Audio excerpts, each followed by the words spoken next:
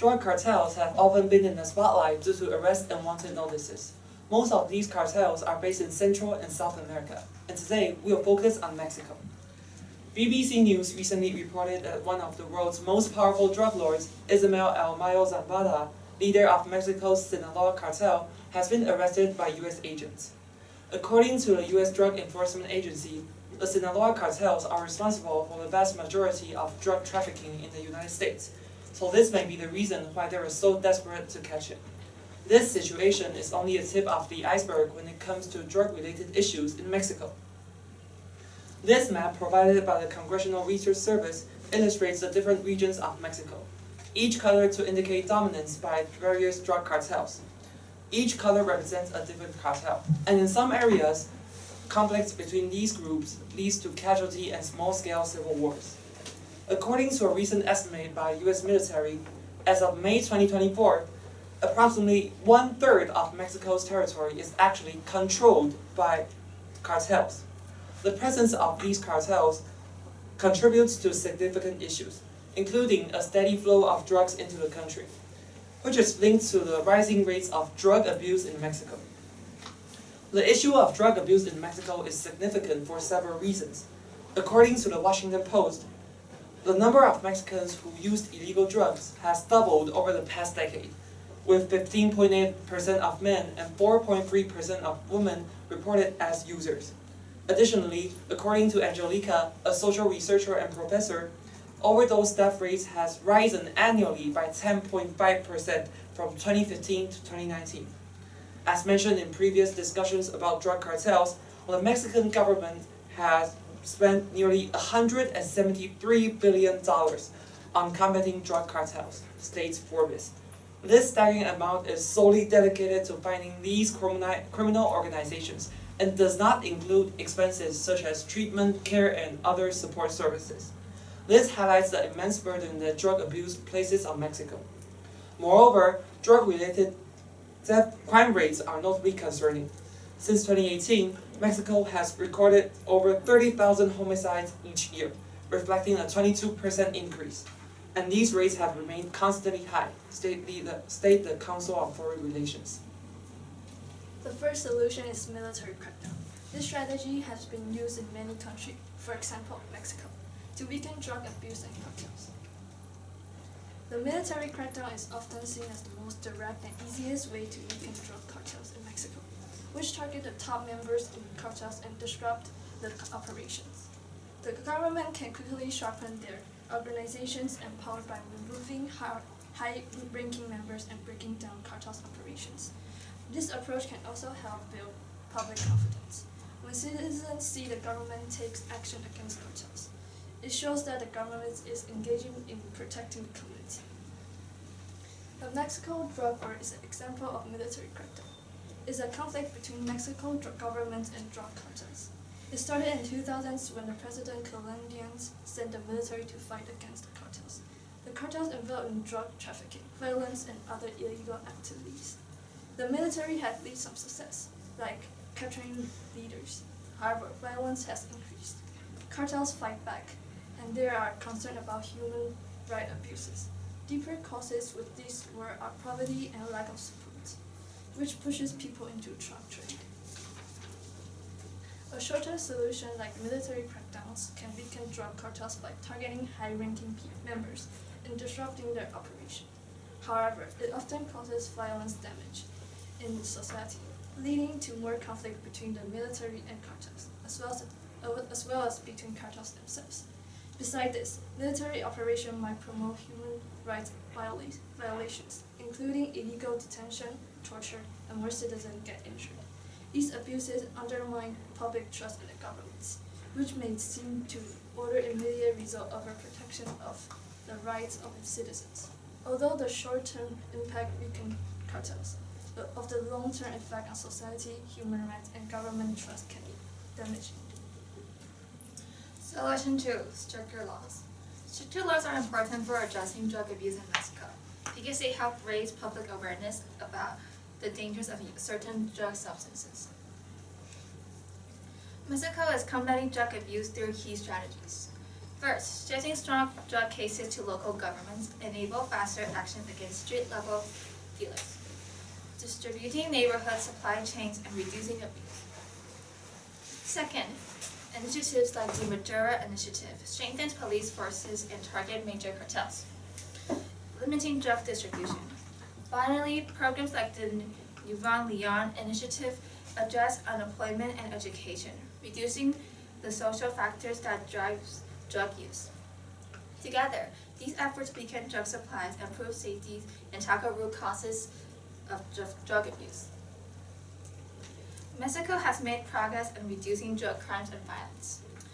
The Ley de Narcomando laws allowed states to handle small drug cases, freeing federal resources to focus on large cartels. The 2008 Madura Initiative partners with the U.S. to provide fundings and training to fight cartels. And the 2011 Nuevo Leon Initiative combines police with community programs to reduce cartels' violence. These efforts work together to weaken organized crime and improve safety. Despite progress, challenges remain. The Ley de Narcomando overwhelmed state courts, causing delays military efforts like the Madura Initiative, fragmented cartels but increased terror, war violence.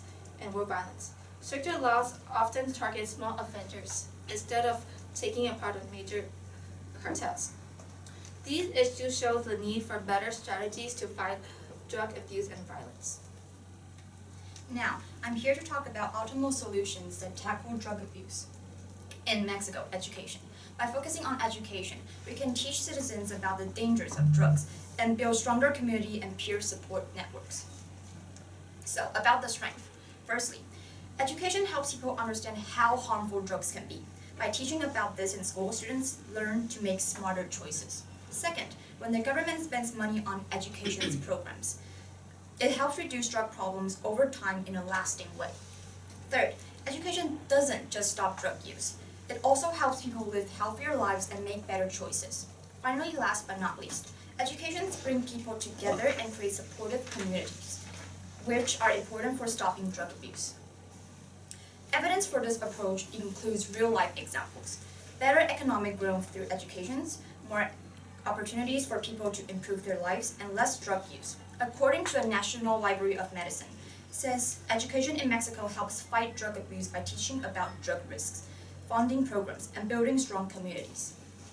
Educated people make healthier choices, avoid drugs, and help create a safer and more successful society. Education has its strengths, but also faces counter-arguments. Peer pressure and external influences can push young people to try drugs. Cultural beliefs and problems like poverty or poor educated programs make these programs less effective. Without strong support system, education alone can't solve these problems like mental health issues or financial struggles.